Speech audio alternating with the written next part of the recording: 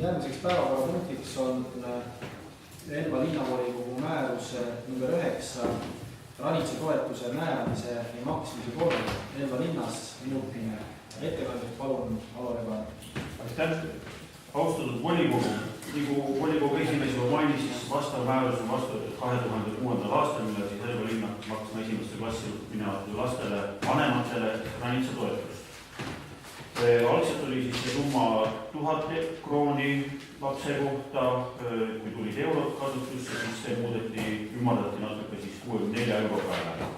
Nüüd on meil planeeritud eelarvesse selleks aastaks juba 70 eurot ja see sai nii ka heakskiidu enne eelarve kinnitamist ka sotsiaalkomisjonist.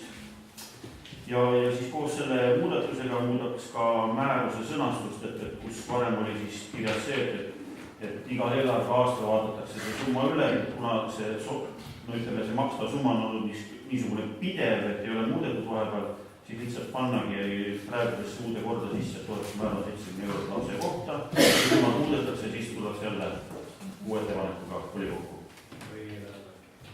Jah, kui eelarve menetluse käigus juba siis, jah.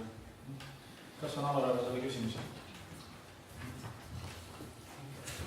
Küsimusi ei ole, paneme nimetatud eelnõu hääletusele. Kes on nimetatud eelnõu poolt, palun anda käega märku. 17 poolt häält, otsus üheliselt vastu võetud.